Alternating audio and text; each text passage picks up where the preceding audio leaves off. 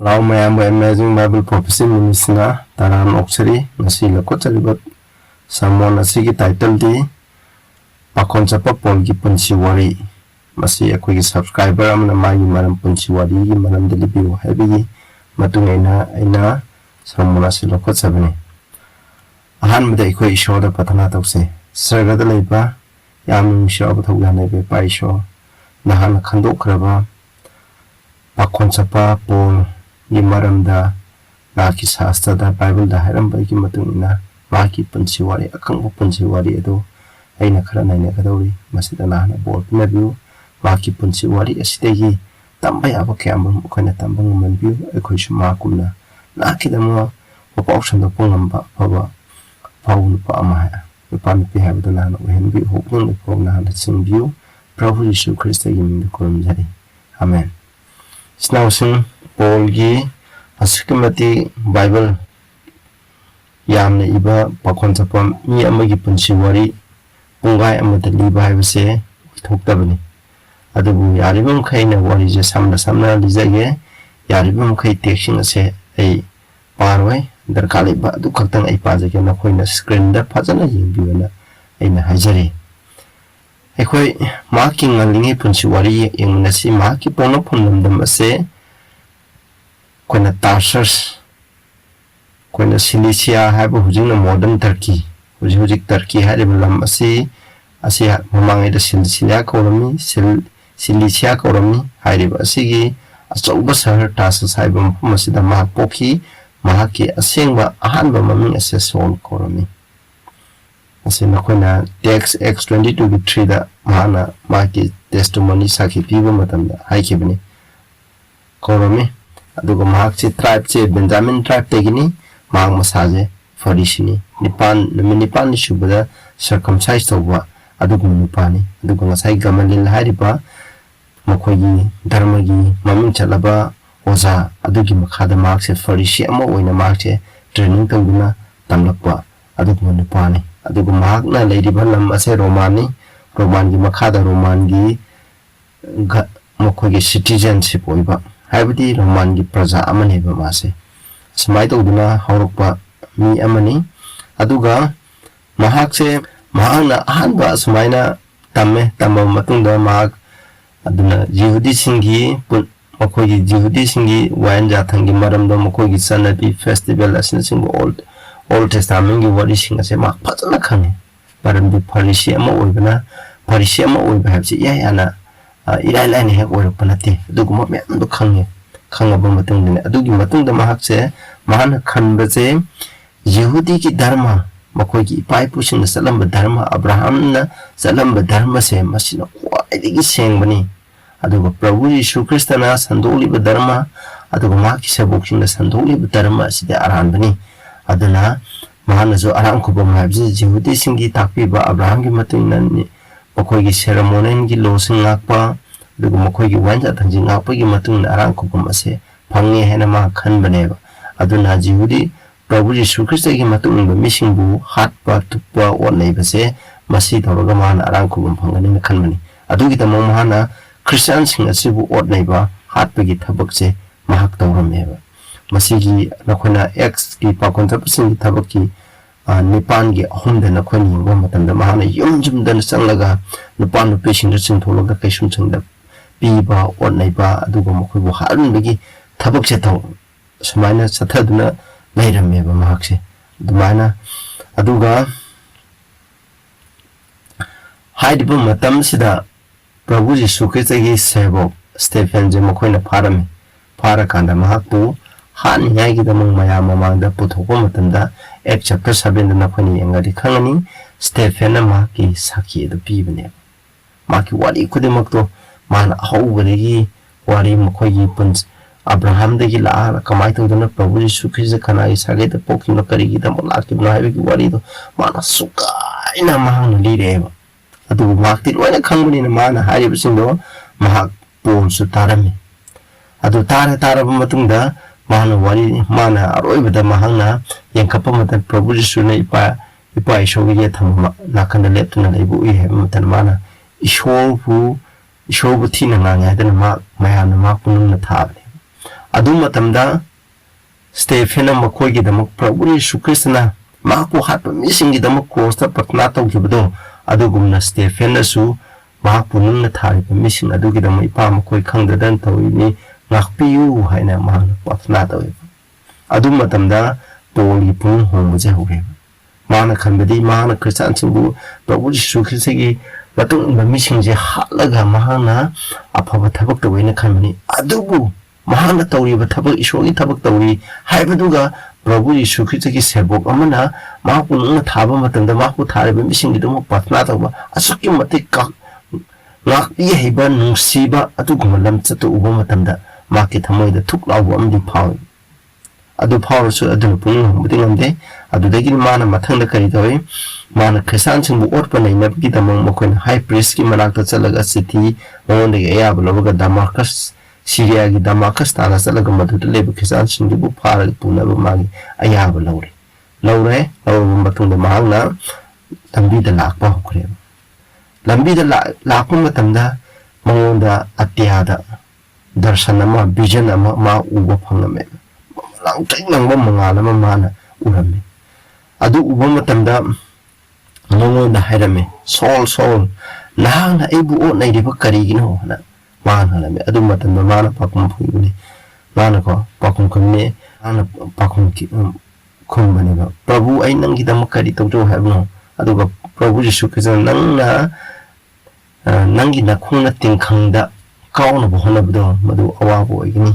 ꯍꯥꯏꯕꯅꯤ ꯑꯩꯅ ꯅꯪꯒꯤꯗꯃꯛ ꯀꯔꯤ ꯇꯧꯖꯧ ꯍꯥꯏꯕꯅꯣ ꯍꯥꯏꯕꯅꯤ ꯑꯗꯨ ꯃꯇꯝꯗ ꯃꯍꯥꯛꯅ ꯎꯔꯕ ꯃꯇꯨꯡꯗ ꯃꯥꯁꯦ ꯃꯃꯤꯠꯁꯦ ꯇꯥꯡꯉꯦ ꯁꯝꯖꯟꯁꯦ ꯏꯆꯤꯜ ꯏꯅꯥꯎꯁꯨ ꯃꯌꯥꯝꯅ ꯐꯖꯅ ꯈꯪꯅꯔꯕꯅꯤꯅ ꯁꯝꯖꯟꯁꯦ ꯑꯗꯨ ꯃꯃꯤꯠ ꯇꯥꯡꯉꯕ ꯃꯇꯨꯡꯗ ꯃꯍꯥꯛꯁꯦ ꯗꯃꯥꯁꯀꯁꯇ ꯄꯨꯔꯀꯥꯟꯗ ꯃꯍꯥꯛ ꯌꯨꯝ ꯑꯃꯗ ꯃꯍꯥꯛ ꯂꯩꯔꯦ ꯃꯥꯁꯦ ꯃꯇꯝꯗꯨꯗ ꯃꯍꯥꯛ ꯅꯨꯃꯤꯠ ꯀꯌꯥꯅꯤ ꯂꯩ ꯅꯨꯃꯤꯠ ꯍꯨꯝꯅꯤ ꯂꯩꯕꯅꯤ ꯃꯥ ꯅꯨꯃꯤꯠ ꯍꯨꯝꯅꯤꯁꯦ ꯀꯔꯤꯝꯇ ꯃꯉꯣꯟꯗ ꯄ꯭ꯔꯚꯨ ꯌꯤꯁꯨ ꯈ꯭ꯔꯤꯁꯇꯅ ꯅꯪ ꯆꯠꯂꯣ ꯗꯃꯥꯁꯀꯁꯇ ꯆꯠꯂꯣ ꯑꯗꯨ ꯅꯪꯅ ꯇꯧꯒꯗꯕ ꯊꯕꯛꯇꯣ ꯑꯩꯅ ꯅꯪꯉꯣꯟꯗ ꯍꯥꯏꯒꯅꯤ ꯍꯥꯏꯕꯅꯦꯕ ꯑꯗꯨꯒ ꯅꯨꯃꯤꯠ ꯍꯨꯝꯅꯤ ꯆꯨꯞꯅ ꯂꯩꯍꯜꯂꯦ ꯅꯨꯃꯤꯠ ꯍꯨꯝꯅꯤꯁꯤꯗ ꯃꯥ ꯀꯩꯗꯧꯔꯝꯃꯤ ꯃꯥ ꯋꯥꯈꯜꯁꯦ ꯈꯟꯕ ꯍꯧꯋꯤ ꯇꯥꯔꯗꯤ ꯄ꯭ꯔꯚꯨ ꯌꯤꯁꯨ ꯈ꯭ꯔꯤꯁꯇ ꯃꯥꯅ ꯀ꯭ꯔꯣꯁꯇ ꯁꯤꯈꯤꯕꯒꯤ ꯋꯥꯔꯤ ꯑꯗꯨꯒ ꯍꯤꯡꯒꯠꯈꯤꯕꯒꯤ ꯋꯥꯔꯤꯗꯣ ꯃꯥ ꯈꯪꯕꯅꯤꯅ ꯑꯗꯨꯒ ꯃꯥꯒꯤ ꯑꯣꯜ ꯇꯦꯁꯇꯥꯃꯦꯟꯒꯤ ꯋꯥꯔꯤ ꯃꯈꯩꯗꯣ ꯃꯥ ꯃꯗꯨꯗ ꯃꯥ ꯃꯦꯗꯤꯇꯦꯠ ꯇꯧꯋꯦꯕ ꯅꯨꯃꯤꯠ ꯍꯨꯝꯅꯤꯁꯦ ꯃꯃꯤꯠ ꯇꯥꯡꯍꯜꯂꯤꯗꯣ ꯀꯔꯤꯒꯤꯅꯣ ꯃꯥ ꯃꯦꯗꯤꯇꯦꯠ ꯇꯧꯅꯕ ꯋꯥꯈꯜ ꯈꯟꯅꯤꯡꯉꯥꯏꯒꯤꯗꯃꯛ ꯆꯨꯝꯕ꯭ꯔꯥ ꯂꯥꯟꯕ꯭ꯔꯥꯗ ꯃꯥꯅ ꯇꯝꯈꯤꯕ ꯃꯌꯥꯝꯗꯣ ꯈꯟꯊꯅꯤꯡꯉꯥꯏꯅꯦꯕ ꯑꯗꯨꯒꯤ ꯃꯇꯨꯡꯗ ꯅꯨꯃꯤꯠ ꯍꯨꯝꯅꯤꯒꯤ ꯃꯇꯨꯡꯗ ꯃꯐꯝ ꯑꯗꯨꯗ ꯑꯅꯥꯅꯤꯌꯥꯁ ꯀꯧꯕ ꯅꯨꯄꯥ ꯑꯃ ꯂꯩꯔꯝꯃꯦ ꯄ꯭ꯔꯚꯨ ꯌꯤꯁꯨ ꯈ꯭ꯔꯤꯁꯇꯒꯤ ꯑꯗꯨꯒꯨꯝꯕ ꯁꯦꯕꯣꯛ ꯑꯃ ꯂꯩꯔꯝꯃꯦ ꯑꯗꯨꯗ ꯃꯉꯣꯟꯗ ꯍꯥꯏꯔꯝꯃꯦꯕ ꯆꯠꯂꯣ ꯁꯨꯃꯥꯏꯅ ꯇꯧꯗꯅ ꯌꯨꯝ ꯑꯃꯗ ꯁꯨꯃꯥꯏꯅ ꯇꯧꯗꯅ ꯁꯣꯜ ꯀꯧꯕ ꯑꯃ ꯂꯩꯕꯅꯤ ꯅꯪ ꯆꯠꯂꯒ ꯃꯥꯒꯤ ꯃꯃꯤꯠ ꯃꯥꯅ ꯍꯥꯏꯖꯔꯅꯤ ꯃꯥꯒꯤ ꯃꯃꯤꯠ ꯇꯥꯡꯕꯗꯣ ꯅꯪꯅ ꯎꯍꯟꯕꯤꯌꯨ ꯑꯗꯨꯒ ꯅꯪꯅ ꯂꯥꯏꯅꯤꯡ ꯍꯥꯏꯕꯅꯤ ꯑꯗ ꯃꯥꯅ ꯃꯣꯏꯒꯤ ꯋꯥꯔꯤꯗꯨ ꯁꯝꯖꯜꯂꯁꯦ ꯑꯅꯥꯅꯤꯌꯥꯁꯅ ꯁꯣꯜꯒꯤ ꯋꯥꯔꯤ ꯇꯥꯕ ꯃꯇꯝꯗ ꯑꯩꯈꯣꯏꯕꯨ ꯐꯥꯅꯤꯡꯉꯥꯏ ꯊꯥꯔꯛꯄ ꯃꯤꯗꯨꯅꯦꯅ ꯍꯥꯏꯕ ꯃꯇꯝꯗ ꯑꯩꯅ ꯃꯥꯕꯨ ꯈꯟꯗꯣꯛꯈ꯭ꯔꯕꯅꯤ ꯆꯠꯂꯨ ꯍꯥꯏꯕꯅꯤ ꯆꯠꯂꯀꯥꯟꯗ ꯃꯥꯒꯤ ꯃꯃꯤꯠ ꯁꯣꯛꯄꯤꯔꯦ ꯃꯃꯤꯠ ꯐꯔꯦ ꯑꯗꯨꯒꯤ ꯃꯇꯨꯡꯗ ꯃꯥꯅ ꯕꯥꯞꯇꯥꯏꯖ ꯇꯧꯔꯦꯕ ꯑꯗꯨꯗꯒꯤ ꯃꯥꯁꯦ ꯊꯛꯆꯈ꯭ꯔꯒ ꯃꯥꯅ ꯏꯁꯣꯔꯒꯤ ꯃꯄꯥꯎ ꯁꯟꯗꯣꯛꯄ ꯍꯧꯔꯦ ꯄ꯭ꯔꯚꯨ ꯌꯤꯁꯨ ꯈ꯭ꯔꯤꯁꯇꯁꯦ ꯏꯁꯣꯔꯒꯤ ꯃꯆꯥꯅꯨꯄꯥꯅꯤ ꯍꯥꯏꯅ ꯃꯍꯥꯛꯅ ꯁꯟꯗꯣꯛꯄ ꯍꯧꯔꯦꯕ ꯑꯗꯨꯒꯤ ꯃꯇꯨꯡꯗꯒꯤ ꯃꯍꯥꯛꯅ ꯖꯦꯔꯨꯁꯥꯂꯦꯝ ꯆꯠꯇ꯭ꯔꯤꯉꯩ ꯃꯇꯝꯗ ꯃꯍꯥꯛꯁꯦ ꯑꯔꯕꯁꯤꯗ ꯑꯩꯈꯣꯏꯅ ꯍꯧꯖꯤꯛ ꯍꯧꯖꯤꯛ ꯂꯩꯔꯤꯕ ꯑꯔꯕ ꯍꯥꯏꯔꯤꯕ ꯃꯐꯝꯗꯨꯗ ꯃꯍꯥꯛꯅ ꯆꯠꯂꯀꯥꯟꯗ ꯃꯍꯥꯛꯁꯦ ꯆꯍꯤ 3 ꯃꯐꯝ ꯑꯗꯨꯗ ꯃꯍꯥꯛꯅ ꯇꯝꯈꯤꯕ ꯁꯥꯁꯇ꯭ꯔꯒꯤ ꯃꯌꯥꯝꯗꯨ ꯅꯩꯅꯔꯒ ꯄ꯭ꯔꯚꯨ ꯌꯤꯁꯨ ꯈ꯭ꯔꯤꯁꯇꯗ ꯀꯃꯥꯏꯅ ꯆꯨꯝꯕꯅꯣ ꯃꯥꯅ ꯑꯁꯦꯡꯕ ꯃꯁꯥꯏꯔ ꯃꯆꯥꯅ ꯍꯥꯏꯕꯒꯤ ꯋꯥꯔꯤꯗꯣ ꯂꯣꯏꯅ ꯊꯨꯡꯗꯅ ꯃꯥꯅ ꯂꯣꯏꯅ ꯅꯩꯅꯔꯦ ꯆꯍꯤ 3 ꯅꯩꯅꯔꯕꯅꯤ ꯅꯩꯅꯔꯕ ꯃꯇꯨꯡꯗ ꯃꯥ ꯍꯜꯂꯛꯑꯦꯕ ꯍꯜꯂꯛꯑꯀꯥꯟꯗ ꯃꯥ ꯀꯩꯗꯧꯏ ꯉꯁꯥꯏ ꯗꯃꯥꯁꯀꯁꯇ ꯍꯜꯂꯛꯑꯦ ꯑꯗꯨ ꯃꯇꯝꯗ ꯃꯥꯅ ꯏꯁꯣꯔꯒꯤ ꯋꯥꯄꯥꯎ ꯑꯃꯨꯛ ꯁꯟꯗꯣꯛꯄ ꯍꯧꯔꯦ ꯑꯗꯨ ꯁꯟꯗꯣꯛꯄ ꯃꯇꯝꯗ ꯃꯗꯨꯗ ꯂꯩꯕ ꯖꯤꯎꯁꯤꯡꯅ ꯃꯥꯕꯨ ꯑꯣꯠꯅꯩ ꯂꯩꯅꯕ ꯃꯥꯕꯨ ꯍꯥꯠꯅꯤꯡꯉꯥꯏꯒꯤꯗꯃꯛ ꯂꯩꯔꯝꯃꯦ ꯃꯈꯣꯏꯒꯤ ꯒꯦꯠꯇ ꯉꯥꯏꯔꯒ ꯃꯥꯕꯨ ꯍꯥꯠꯅꯩꯒꯅꯤ ꯉꯥꯏꯒꯤꯗꯃꯛ ꯉꯥꯏꯕꯗꯣ ꯑꯗꯨꯃꯥꯏꯅ ꯎꯔꯝꯃꯦ ꯄꯥꯈꯣꯟ ꯆꯠꯄꯁꯤꯡꯒꯤ 9:23-25ꯗ ꯑꯗꯨꯗꯒꯤ ꯁꯦꯕꯣꯛꯁꯤꯅ ꯃꯥꯅ ꯈꯪꯉꯛꯄꯗꯒꯤ ꯃꯈꯣꯏꯒꯤ ꯊꯣꯡꯅꯥ ꯃꯣꯏꯒꯤ ꯐꯛꯂꯥꯡ ꯑꯃꯗꯒꯤ ꯑꯆꯧꯕ ꯊꯨꯝꯃꯣꯛ ꯑꯃꯗ ꯃꯥ ꯍꯥꯞꯄ ꯊꯥꯗꯔꯒ ꯃꯥ ꯆꯦꯜꯂꯛꯄꯅꯤ ꯑꯗꯨꯗꯒꯤ ꯃꯍꯥꯛ ꯖꯦꯔꯨꯁꯥꯂꯦꯝ ꯌꯧꯔꯦ ꯆꯠꯂꯕ ꯃꯇꯨꯡꯗ ꯁꯦꯕꯣꯛꯁꯤꯡꯒ ꯎꯅꯔꯦ ꯄꯤꯇꯔꯒ ꯃꯈꯣꯏ ꯎꯅꯔꯦ ꯖꯦꯝꯁ ꯎꯅꯔꯕ ꯃꯇꯨꯡꯗꯒꯤꯗꯤ ꯃꯍꯥꯛꯁꯦ ꯃꯍꯥꯛꯀꯤ ꯈꯣꯡꯆꯠ ꯍꯧꯔꯦꯕ ꯃꯥꯒꯤ ꯏꯁꯣꯔꯒꯤ ꯋꯥꯄꯥꯎ ꯁꯟꯗꯣꯛꯄ ꯍꯧꯔꯦ ꯃꯥꯒꯤ ꯖꯔꯅꯤ ꯃꯔꯨꯑꯣꯏꯅ ꯃꯥꯒꯤ ꯈꯣꯡꯆꯠꯁꯦ 3ꯅꯤ ꯃꯁꯤ ꯁꯝꯖꯟꯖꯦ ꯑꯍꯥꯟꯕ ꯖꯔꯅꯤꯁꯤꯗ ꯃꯍꯥꯛꯅ kano Roman gi empire mafam kuding ta isogi paw je sandok ne magi khongchat kho haire bo khongchat ahum jida mafam du da matam ta di isogi paw mi ta bam phang kuding ta isogi paw sandok ne makse ahan the journey da mahana Barnabas ko loina na Cyprus aduga khone Asia Minor nam leiba mafam sing Jehudi gi synagogue sing da laga Prabhu Jesu Krishna kan bi mapuni habdo adugi maram da maji yamna sakipi adu ani shubadana mahana Paul na Silas ka aduga Timothy ga loina na khone Greece Barnabas ka moni khaitong na gre ko na mokhoi wari nei khone John Mark pu ba gi wari tugmana ki dana le hobdegi ko na di kan Barnabas na ma pu je habdo Paul ya na ta di mokhoi ni to khai to Paul na Silas de moi pura la kwa maduna John Mark ke pura sakchibane de wari lere mahana ani shubadana Timothy ga mokhoi na Greece sale aduda Philippians church link khatkeba Thessalonian Thessalonica Athens aduga Corinth ko masidi hin mokhoi Juding gi lam natre ayamna mokhoi Greek ki matamdu da Greek ki philosophy ja systematic chawkra moidi Judi singda bow phawda Judi singi mokhoi apa oni sing phaw mokhoi hena pra tapi tambini ngani haidana mokhoi Greek ta salaga mokhoi philosophy singe tamnari beneba kone Socrates ka hari basindo hana Prabhu Jesu Krishna pokina wanda leidam ne mokhoi takpi tambi ba Plato hoi ga je pawlakte adugu mafam sing do da ma salaga isogi papaw sandok bane asuda kan dang du juma wanda vision leidam mi je ko mai vision da Mesodena dan kauri la o mafam asida akhoi papaw sando haina mangond vision u hale je sumai to ga ma papaw sando ke aduga ahum suba missionaries na maru ina man Ephesus side mafam jida sahi ani mahana leidami aduga isogi papaw sando angak pokya amram pangthu eba mana say ni ko sideda mahana hadi basida isogu Jehudi sing am sung Greek sing de isogu option do ma sandwe mana kari kari angat pataw ki ba am dudi ai khona na koine na khangge di na khona Pakhon Chappa sing ki thabuk ta pabiro aina samna sum yengelage adu ki matung de di ma se sumaina salaba matung da ma Jerusalem da saning khare salage na mana le khre adu matamda agapas ko bun pase mokhoi mai chawje masina moina monda vision da sma havni shona ingon hai nang chatkano mokhom masina mai khongchet phi da paida satchigunu mongon hai jabne shona sumnai thawai changna sumna hai jiusing nang mokhom da punnaga nang Gentile sing da di kon Roman sing nang bu khusin na gani nang chatkano hai achi tabu mutana maigi thajam neba maru amduna satana bakanna hai adubu mahna su yakide mahna hai ko aduna noine aigi damu kari gi kabli bno aigi thamoi kari gi damu thukari bno aidi ko pun badanatana aidi Jerusalem da Prabhu Jesu Krishna gi damu thawai thani hai Acts 21 gi 13 to 15 da asmai to dana makhoina mahangna ninglaba han salake na ninki buduna maram oiduna mana habne ai shogi aning muda tawgni ne adudagi mahakse ma makhoi hi tonaga Jerusalem da lakni aduna Jerusalem da lakma matana laisang da sangringai lasang shogo paw kano tawdringai da mahakse phabne ba sida moi mayam da ure hujiti Jehudi singi bu kono Prabhu Jesu ki chabok sing bu phab chat ki bu pa do hujiti magi chabu olaga la ena habu matana mi singna yam sauna bne aduna mafum adu le mission Paul bu ma ko pha bne adu temple de gi ma tan to e ma lai khom chapam matan da thon on jale adu ma kha hatu to adu ga re ba pause mokhoi gi romance ki captain aduna tare tabu madam mana la ga ma ko pha bne adu matan da pona mongon da hai sumai to dana moi na ngon da sirba maran se sigi da mai defense isang tok sabe yabra na captain dur kan hai jabne ya adu captain dur zumana hai se aije sumai to dina ai roman citizen ni sumai na Tarsus ta pokni kopni zumana hai ne adu da gi ma na yabira ke yabire adu ma mathangi nimit ta ma je magi moji komsin gi mamang da ko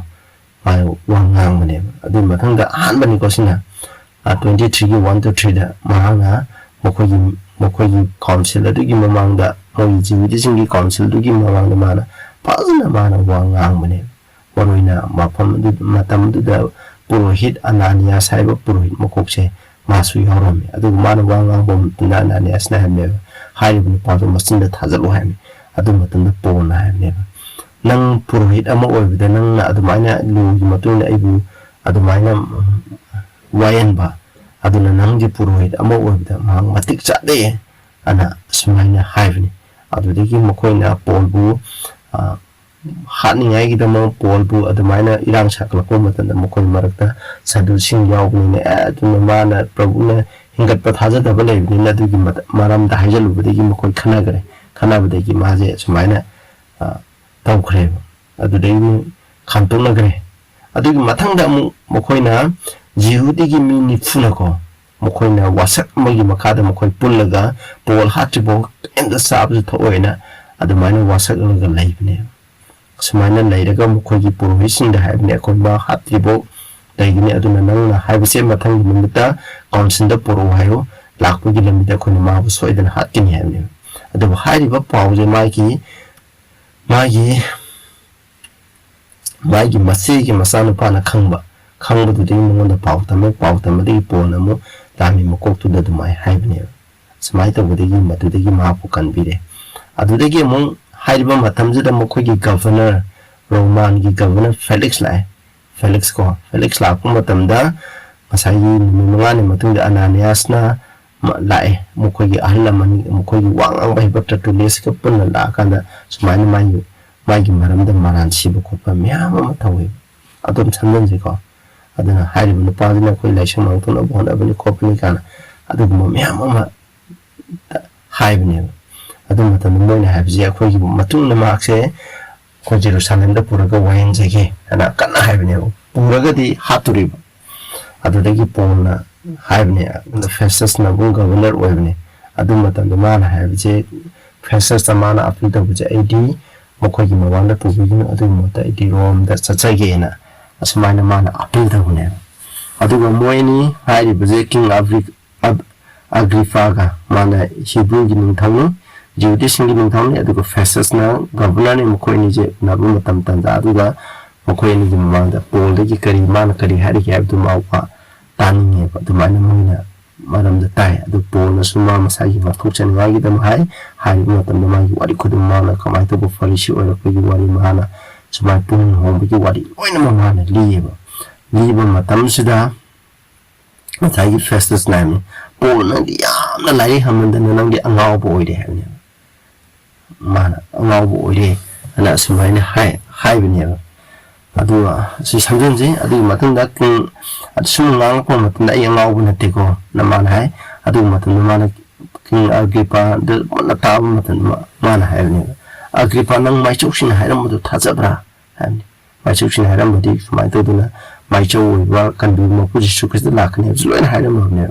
aina thaji mana aina kham nang thajai hamne nang na aina habje thajai hamne adu matanda Agrippa na mo na hamne ko nang ebu Christian ohen ga dawre hai pona madu da komi aina ning badi ko aina shoda ning badi nang da natana masi aina ngang ba tari ba me ko du makse loini ohen ni hamne dagi wi mokoi na jha abne he matam sara kanda aina tra kala matam da nang kaur ke khor ke na hamne adu pona ju unaba phangi dare koi tanja roi ba tanja ne pona ngasai Felix amiso Agrippa na apil da upazaba maglone be mishinda asengba ba kana Prabhu Yesu Christ gi sakhi pi be masi aroi bene mokoi mitura tanjani mokoi tagide matam ni thoki adana mokoi punsi mang khibne khoju hoje ekhone ishogi achumbo pok taring ida thawai sing sna ngang ni matam da khona ishogi achumbo ji loksang da me hayeng ana ni thok da ni thok matam da khoi punsi mang be asai Daniel gi wari da makogi roibaning thau adusu ana asai Belshazzar haibun pa adusu asumbo khangai matam ni thokibne ithokpudan ma mudana marchu oksat kibne asmai chala adu matung da mahakse romda apel tawne romda makoi pukre tunaba jahas tongba matunda awaba ke amru maine मोने नोंलें सिचितना जहाज काय के दबम मतंदा के दबी हम तन जहाज काय रे काय रखो मतंदा पोना विजन है कनाम द जहाज द लेबे मी से सी काय बने तर कनाम द सिवय हाबने जहाज द नम लेरगदी नखोय सिवय हाबने अदुगा मखोय तन खरी का सावयना माना तर उमा न चाहनबने अदु पोताल तो ताबदि मी कनाम थमांगे अदु मेनि तारे मफम जिदा लेबे मतन मखोय न मई यायरे ये मई हेबे मतंदा असागी महू पुंबल लेना मना मागी मखुद चिकपनी अदुगा औबो मी खुदिंग ना हाबजे मसिनि पाजे याम तमथिबो मिनि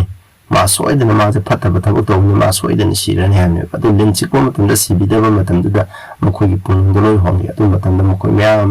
माजु इशो पाउसम दोपा गी चांस पंगे म्याम तोला तिना लेरे अदु मतंदा मासे पोल पुखेबे रोमदे पुखे रोमदे पुरी होगे तो कोनी यंचिग होजे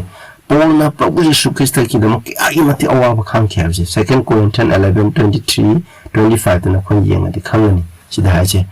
आई खरा संदन क्या सुबद याम हेली आई फुबद मसिं नाइदे कैसुम संग याम तोइने संग सिबे याबु खुदुम थिबद तोइने ताई जिउदिसिना निफुदगी अमताना मंगारक आइबु फुबिरे सैना Ahmad फुबिखी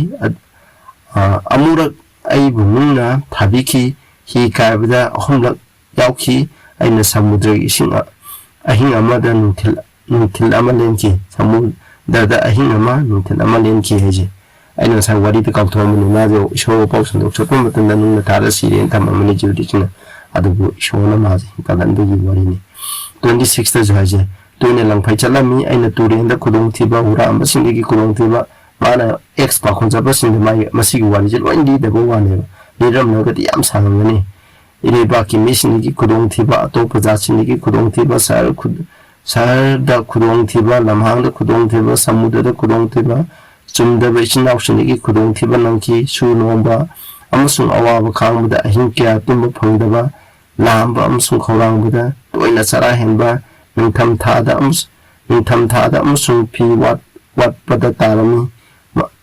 mapan buibasing asida sunatana singlup namki wakan numi khudungi aigi thanta tarami mana me khudung ma thainar jawa ba kiram khudung makta ekhoju isogo pausan do ko matan ekhoina de wari ta bo tanda ngai na sandu ne khalam be odun de isnausin mana bo pausan do greek ki mapon chapa matan de aha mata khudung thi ba kamro mayang na rimni adu madi lai shu hebina नकोइने Athens तक दाइनागी मरमदो ngang ba man na khoi para ga dikhangani adu bu ko na ma la jaibani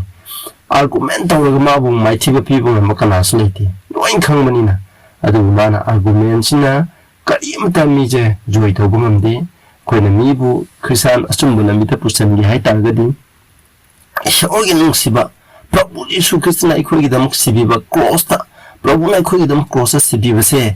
प्रभुगी ईश्वरगी नुसिबसे मसिनतना करिसु कानाबा लैते अनि अदुगु Mikey पुंसिदसु माना खलमसे हाना तममबा खैरमबा कुदेमुक्ता अरिमनि आइगी पुंसिदा आइना खंगबदि अतै कुदेमुक्तो आइखोइना अमांगबनि हेबनि अदुगु प्रभु यीशु Christ फंगबदि लोइना फंगबनि हाबसे मांगना हाइरमे अदुगु 2 Corinthians 12:7-9 दजु हाय मंगोंदा सिदा अवाबा मायांगनबा अदुदा नतना सैताना माही मसादा तिंखंग मा पे चक थिंगबायबदि पातोंगायगिदम प्रभु यीशु ख्रिस्टगिदम असुंबा लंबी सपतो अदुदि थैनगायगिदम नमै खुदुंगी माही मसादा एयत पाथिंगबा म्याम पिरे लाम थिंगे अदुबु लान थिंगबा मतन मान ईश्वर अमलक पथना तुमने ए यारगदि लथोपि हाय अदुबु नाइंदा अदुबु महांगना इंगोंदा हायकी एगी थौजान नाखिदम अंगपनी मरमदि असोमबदा एगी पांगल असि मपुंग फाहनबि मरम अदुना ख्रिस्ट की पांगल दु इंगोंदा लेनबा एगी असोमसिंग दा इन यामना हराउना सा थुक्सै हे स्नाउसम मसिदा पोन हादिबजे कैनोदि आइखोगी असोनबा इखोइना याम सोलिबो मुखै हेना खंखलंगने बिशोगी थौजाना इशोगी थौजाना इखोइना ngамदब लेतेबा पोलना मागी पुंसिदा पाप लैदिबा थेंगरिबो म्यामदो मांगननिगै द मोंद अथेम याम लाइब हाइरिबा थेंबदो प्रभु यीशु ख्रिस्टगी थौजाना मपाना लोइना मायंगना बुमंगे खोजो खोगी पुंसिदा हक्सांगी अथेमबा अदुगा ताइम पांबिगी अथेमबा पाप तानियागी दमा कोई नोरोक चनियागी दमा थेंबा मेकुदगे कोई थेंगे हुजिति याम हुजिकी मतमददि सुकी मत चावरे ताइम पांबिगी अथेमबा ताइम पांबिगी ओइबा मिट की कुमाइगी अथेमबा हक्सांगी अपांबा सिना चिंबगी अथेमबा म्याम लैरेबा अदुगा मसि खुदमक्से कैदौबा अइखोइजु ꯃꯥꯌꯣꯛꯅꯕ ꯉꯝꯅꯕ ꯏꯁꯣꯔꯒꯤ ꯊꯧꯖꯥꯜꯁꯦ ꯄꯤꯕꯤꯔꯦꯕ ꯄ꯭ꯔꯚꯨ ꯖꯤꯁꯨ ꯈ꯭ꯔꯤꯁꯇꯒꯤ ꯊꯧꯖꯥꯜꯁꯦ ꯁꯤꯅꯦꯕ ꯑꯗꯨ ꯃꯇꯝꯗ ꯑꯩꯈꯣꯏꯅ ꯉꯝꯗꯕꯗꯣ ꯃꯥꯅ ꯉꯝꯍꯟꯒꯅꯤ ꯃꯥꯒꯤ ꯄꯥꯡꯒꯜ ꯑꯣꯏꯅ ꯉꯝꯍꯟꯒꯅꯤ ꯍꯥꯏꯕꯁꯤꯅꯦꯕ ꯑꯩꯈꯣꯏ ꯑꯔꯣꯏꯕꯗ ꯆꯪꯖꯁꯤ ꯑꯗꯨꯒꯤ ꯃꯇꯨꯡꯗ ꯃꯍꯥꯛꯁꯦ ꯐꯥꯔꯦ ꯔꯣꯝꯗ ꯄꯣꯔꯦ ꯑꯗꯨꯒ ꯔꯣꯝꯗ ꯆꯍꯤ 2 ꯏꯁꯣꯔꯒꯤ ꯑꯐꯕ ꯄꯥꯎꯗ ꯁꯟꯗꯣꯛꯑꯦ ꯃꯥꯒꯤ ꯃꯔꯨꯞ ꯃꯄꯥꯡ ꯃꯥꯅ ꯍꯥꯟꯅ ꯆꯠꯂꯨꯕ ꯃꯌꯥꯝꯗꯣ ꯊꯦꯡꯅꯩ ꯑꯗꯒꯤ ꯌꯥꯝ ꯂꯩ ꯃꯥꯒꯤ ꯐꯤꯂꯦꯃꯣꯟꯗꯒ ꯃꯥꯒꯤ ꯃꯅꯥꯏꯅ ꯆꯦꯜꯂꯒ ꯍꯨꯔꯥꯜꯂ ꯆꯠꯈꯤꯕꯒꯤ ꯋꯥꯔꯤ ꯑꯗꯨ ꯍꯥꯏꯔꯤꯕꯗꯣ ꯑꯃꯨꯛ ꯃꯥꯅ ꯃꯥꯒꯤ ꯃꯅꯥꯏꯗꯣ ꯑꯃꯨꯛ ꯍꯟꯅ ꯃꯥꯒꯤ ꯃꯐꯝꯗ ꯊꯥꯕꯒꯤ ꯋꯥꯔꯤ ꯆꯤꯊꯤꯏꯕ ꯌꯥꯝ ꯐꯖꯕ ꯋꯥꯔꯤꯀꯣ ꯐꯤꯂꯦꯃꯣꯟꯗꯒꯤ ꯏꯕ ꯆꯤꯊꯤꯁꯦ ꯌꯥꯝ ꯐꯖꯕꯅꯤ ꯑꯗꯨꯒ ꯃꯥꯅ ꯃꯐꯝꯁꯤꯗꯤ ꯁꯦꯀꯟ ꯇꯤꯃꯣꯊꯤꯒꯁꯦ ꯃꯥꯅ ꯁꯤꯗ꯭ꯔꯤꯉꯩ ꯃꯃꯥꯡꯗ ꯃꯥꯅ ꯏꯕꯅꯤ 4:7ꯗꯀꯣ ꯑꯩꯅ ꯑꯐꯕ ꯂꯥꯟ ꯑꯗꯨ ꯈ꯭ꯔꯤꯁꯇꯒꯤ ꯂꯥꯟ ꯑꯗꯨ ꯊꯦꯡꯅꯈ꯭ꯔꯦ ꯑꯩꯅ ꯑꯩꯒꯤ ꯊꯕꯛ ꯂꯣꯏꯔꯦ ꯑꯩꯅ ꯊꯥꯖꯕꯗꯣ ꯆꯦꯟꯅ ꯉꯥꯛꯈ꯭ꯔꯦ ꯍꯧꯖꯤꯛꯇꯤ ꯑꯩꯒꯤꯗꯃꯛ ꯙꯔꯃꯁꯦ ꯑꯃꯨꯛ ꯂꯨꯕ ꯉꯥꯛꯇꯨꯅ ꯂꯩꯔꯦ ꯍꯥꯏꯕꯅꯤ ꯑꯩ ꯑꯗꯨꯒꯤ ꯃꯇꯨꯡꯗ ꯃꯍꯥꯛꯁꯦ ꯑꯁꯨꯃꯥꯏꯅ ꯐꯥꯔꯕ ꯃꯇꯨꯡꯗ ꯑꯃꯨꯛ ꯃꯥꯁꯦ ꯃꯇꯝ ꯈꯔ ꯑꯃꯨꯛ ꯊꯥꯗꯣꯛꯑ ꯃꯇꯨꯡꯗ ꯑꯃꯨꯛ ꯃꯥ ꯐꯥꯖꯜꯂꯕ ꯃꯇꯨꯡꯗ ꯃꯃꯩꯊꯪꯗ ꯔꯣꯝꯒꯤ ꯅꯤꯡꯊꯧ ꯅꯦꯔꯣꯅ 67 ADꯒꯤ ꯃꯇꯝꯗ ꯃꯍꯥꯛꯁꯦ ꯃꯉꯛ ꯀꯛꯑꯒ ꯑꯁꯨꯃꯥꯏꯅ ꯍꯥꯠꯈꯤꯕ ꯑꯗꯨꯅ ꯄꯣꯜꯅ ꯄ꯭ꯔꯚꯨ ꯖꯤꯁꯨ ꯈ꯭ꯔꯤꯁꯇꯒꯤꯗꯃꯛ ꯊꯋꯥꯏ ꯊꯥꯈꯤ ꯑꯗꯨꯅ ꯃꯥꯅ ꯉꯁꯤꯗꯤ ꯃꯥꯅ ꯏꯔꯝꯕ ꯗꯣꯛꯇ꯭ꯔꯤꯟꯗ ꯃꯥꯅ ꯇꯥꯛꯄꯤ ꯇꯝꯕꯤꯕ ꯃꯌꯥꯝꯁꯦ ꯑꯁꯨꯛꯀꯤ ꯃꯇꯤꯛ ꯑꯩꯈꯣꯏꯒꯤ ꯈ꯭ꯔꯤꯁꯇꯥꯟꯒꯤꯗꯃꯛ ꯙꯔꯃ ꯁꯦꯝꯕ ꯀꯃꯥꯏ ꯐꯪꯒꯅꯤ ꯍꯥꯏꯕꯁꯤꯒꯤ ꯃꯔꯝꯗ ꯃꯥꯅ ꯏꯔꯤꯕꯁꯤ ꯑꯁꯨꯛꯀꯤ ꯃꯇꯤꯛ ꯑꯇꯥꯡꯕꯅꯦꯕ ꯇꯤꯅꯥꯎꯁꯥ ꯑꯗꯨꯅ ꯃꯍꯥꯛꯇꯤ ꯂꯥꯏꯔꯤꯛ ꯌꯥꯝ ꯍꯩ ꯑꯗꯨ ꯂꯥꯏꯔꯤꯛ ꯍꯩꯕꯗꯣ ꯃꯥꯅ ꯍꯥꯏꯕꯁꯦ ꯃꯥꯒꯤ ꯄꯨꯟꯁꯤꯗ ꯃꯥꯒꯤ ꯂꯥꯏꯔꯤꯛ ꯍꯩꯕꯁꯤꯅ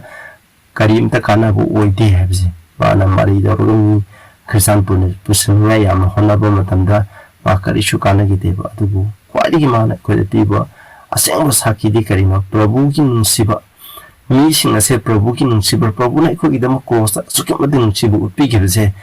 ꯏꯁꯣꯔꯒꯤ ꯅꯨꯡꯁꯤꯕ ꯑꯁꯤ ꯑꯩꯈꯣꯏꯅ ꯃꯤꯉꯣꯟꯗ ꯍꯥꯏꯔꯕ ꯃꯇꯝꯗ ꯃꯁꯤꯅ ꯃꯤꯒꯤ ꯊꯃꯣꯏꯕꯨ ꯄꯦꯜꯍꯟꯕ ꯉꯝꯗ꯭ꯔꯗꯤ ꯊꯃꯣꯏꯕꯨ ꯊꯣꯛꯍꯟꯕ ꯉꯝꯗ꯭ꯔꯗꯤ ꯑꯩꯈꯣꯏꯅ ꯀꯔꯤꯁꯨ ꯇꯧꯅꯤꯡꯉꯥꯏꯒꯤ ꯎꯄꯥꯏꯗꯣ ꯂꯩꯇꯦꯕ ꯑꯗꯨꯅ ꯏꯆꯤꯟꯅꯥꯎꯁꯥ ꯑꯩꯈꯣꯏꯁꯨ ꯄꯣꯜꯅ ꯇꯧꯕꯒꯨꯝꯅ ꯑꯩꯈꯣꯏ ꯏꯁꯣꯔꯒꯤ ꯄꯥꯎ ꯁꯟꯗꯣꯛꯆꯦ ꯑꯩꯈꯣꯏꯒꯤ ꯃꯤꯀꯨꯞ ꯈꯨꯗꯤꯡ ꯑꯩꯈꯣꯏꯗ ꯑꯊꯦꯝꯕ ꯂꯥꯛꯀꯅꯤ ꯍꯥꯏꯔꯤꯕ ꯑꯊꯦꯝꯕꯁꯤꯡ ꯑꯗꯣ ꯄꯣꯜꯗ ꯄ꯭ꯔꯚꯨ ꯖꯤꯁꯨ ꯈ꯭ꯔꯤꯁꯇꯅ ꯊꯧꯖꯥꯜ ꯄꯤꯈꯤ ꯊꯧꯖꯥꯜꯗꯨꯒꯤ ꯃꯄꯥꯟꯗ ꯄꯨꯝꯅꯃꯛ ꯃꯥꯅ ꯃꯥꯏꯊꯤꯕ ꯄꯤꯕ ꯉꯝꯈꯤꯕ ꯑꯩꯈꯣꯏꯁꯨ ꯏꯁꯣꯔꯒꯤ ꯊꯧꯖꯥꯜꯒꯤ ꯃꯄꯥꯟꯗ ꯑꯩꯈꯣꯏꯁꯨ ꯑꯩꯈꯣꯏꯒꯤ ꯄꯨꯟꯁꯤꯗ ꯂꯥꯛꯏꯕ ꯑꯊꯦꯝꯕ ꯍꯛꯆꯥꯡꯒꯤ ꯑꯅꯤꯡꯕ ꯑꯄꯥꯝꯕ ꯁꯥꯎꯒꯟꯅꯕ ꯈꯟꯅ ꯆꯩꯅꯅꯕ ꯑꯗꯨꯒ ꯃꯤꯉꯣꯟꯗ ꯐꯠꯇꯕ ꯉꯥꯡꯅꯤꯡꯉꯥꯏꯒꯤ ꯂꯥꯛꯏꯕ ꯑꯊꯦꯝꯕ ꯈꯨꯗꯤꯡꯃꯛꯁꯦ ꯑꯩꯈꯣꯏ ꯃꯥꯌꯣꯛꯅꯁꯦ ꯑꯩꯅ ꯃꯌꯥꯝꯗ ꯑꯄꯤꯜ ꯇꯧꯖꯔꯤ ꯀꯔꯤꯒꯨꯝꯕ ꯅꯈꯣꯏꯅ ꯑꯦꯅꯤ ꯕꯥꯏꯕꯜꯒꯤ ꯃꯔꯝꯗ ꯍꯪꯅꯤꯡꯕ ꯀꯣꯏꯁꯟ ꯂꯩꯔꯒꯗꯤ ꯍꯪꯕꯤꯔꯛꯑꯣ ꯕꯥꯏꯕꯜꯗꯒꯤ ꯑꯩꯈꯣꯏ ꯐꯖꯅ ꯅꯩꯅꯁꯤ ꯄ꯭ꯔꯚꯨꯅ ꯂꯥꯛꯄꯁꯦ ꯑꯁꯨꯛꯀꯤ ꯃꯇꯤꯛ ꯅꯛꯈ꯭ꯔꯕꯅꯤ ꯑꯗꯣ ꯅꯛꯈ꯭ꯔꯕ ꯃꯇꯝ ꯑꯁꯤꯗ ꯑꯩꯈꯣꯏꯅ ꯕꯥꯏꯕꯜꯗ ꯑꯩꯈꯣꯏ ꯍꯧꯖꯤꯛ ꯀ꯭ꯔꯥꯎꯟ ꯇꯧꯔꯒ ꯑꯆꯨꯝꯕ ꯑꯁꯤꯗꯀꯣ ꯂꯦꯞꯍꯧꯗ꯭ꯔꯕ ꯑꯩꯈꯣꯏ ꯁꯩꯇꯥꯟꯅ ꯑꯩꯈꯣꯏꯕꯨ ꯅꯝꯊꯥꯛ ꯇꯧꯈ꯭ꯔꯅꯤ ꯑꯗꯨꯅ ꯑꯩꯈꯣꯏ ꯅꯣꯔꯣꯛꯇ ꯁꯣꯏꯗꯅ ꯆꯠꯀꯅꯤ ꯃꯗꯨꯗꯒꯤ ꯀꯟꯅꯤꯡꯉꯥꯏ ꯑꯃꯠꯇ ꯉꯥꯏꯕ ꯄꯥꯝꯕꯗꯤ ꯕꯥꯏꯕꯜꯅ ꯍꯥꯏꯕ ꯑꯆꯨꯝꯕꯁꯦ ꯑꯩꯈꯣꯏ ꯆꯠꯃꯤꯟꯅꯁꯦ ꯍꯥꯏꯅꯤ ꯑꯅꯧꯕ ꯃꯤ ꯑꯣꯏꯔꯒ ꯁꯕꯁꯀ꯭ꯔꯥꯏꯕ ꯇꯧꯕꯤꯌꯨ ꯃꯔꯨꯞ ꯃꯄꯥꯡꯗ ꯁꯤꯌꯔ ꯇꯧꯕꯤꯌꯨ ꯑꯗꯨꯒ ꯑꯩꯈꯣꯏ ꯑꯆꯨꯝꯕꯁꯦ ꯍꯦꯟꯅ ꯍꯦꯟꯅ ꯇꯝꯃꯤꯟꯅꯁꯦ ꯑꯩꯅ ꯃꯌꯥꯝꯗ ꯍꯥꯏꯖꯔꯤ ꯑꯩꯉꯣꯟꯗ ꯑꯗꯨꯒ ꯌꯥꯔꯒꯗꯤ ꯂꯥꯏꯛ ꯀꯃꯦꯟꯅꯆꯤꯡꯕꯁꯨ ꯃꯌꯥꯝ ꯄꯤꯕꯤꯌꯨ ꯍꯥꯏꯅ ꯑꯩꯅ ꯃꯌꯥꯝꯗ ꯍꯥꯏꯖꯔꯤ ꯄ꯭ꯔꯊꯅꯥ ꯇꯧꯁꯤ ꯁꯔꯒꯗ ꯂꯩꯕ ꯏꯄꯥ ꯌꯥꯝ ꯊꯥꯒꯠꯆꯔꯦ ꯄꯣꯜꯅ ꯅꯍꯥꯛꯀꯤꯗꯃꯛ ꯀꯌꯥꯒꯤ ꯃꯇꯤꯛ ꯑꯋꯥꯕ ꯈꯥꯡꯈꯤꯕ ꯃꯐꯝ ꯈꯨꯗꯤꯡꯃꯛꯇ ꯅꯍꯥꯛꯀꯤꯗꯃꯛ ꯑꯐꯕ ꯄꯥꯎ ꯁꯟꯗꯣꯛꯈꯤꯕ ꯑꯁꯤꯒꯤꯗꯃꯛ ꯊꯥꯒꯠꯆꯔꯤ ꯏꯄꯥ ꯑꯩꯈꯣꯏꯗꯁꯨ ꯏꯄꯥ ꯄꯣꯜꯒꯨꯝꯅ ꯑꯩꯈꯣꯏꯁꯨ ꯊꯧꯅꯥ ꯐꯅ ꯅꯍꯥꯛꯀꯤ ꯑꯆꯨꯝꯕꯒꯤꯗꯃꯛ ꯑꯋꯥꯕ ꯀꯌꯥꯃꯔꯨꯝ ꯑꯩꯈꯣꯏ ꯈꯥꯡꯂꯕꯁꯨ ꯑꯔꯥꯝ ꯈꯨꯕꯝꯒꯤꯗꯃꯛ ꯈꯜꯂꯒ ꯈꯥꯡꯕ ꯉꯝꯕ ꯍꯥꯏꯕꯗꯨ ꯑꯣꯏꯍꯟꯕꯤꯌꯨ ꯅꯍꯥꯛꯀꯤꯗꯃꯛ ꯁꯥꯈꯤ ꯄꯤꯕ ꯉꯝꯍꯟꯕꯤꯌꯨ ꯇꯥꯔꯤꯕ ꯏꯆꯤꯟ ꯏꯅꯥꯎ ꯈꯨꯗꯤꯡꯗꯁꯨ ꯅꯍꯥꯛꯅ ꯕꯣꯔ ꯄꯤꯕꯤꯌꯨ ꯄ꯭ꯔꯚꯨ ꯖꯤꯁꯨꯒꯤ ꯃꯤꯡꯗ ꯈꯨꯔꯨꯝꯖꯔꯤ ꯑꯃꯦꯟ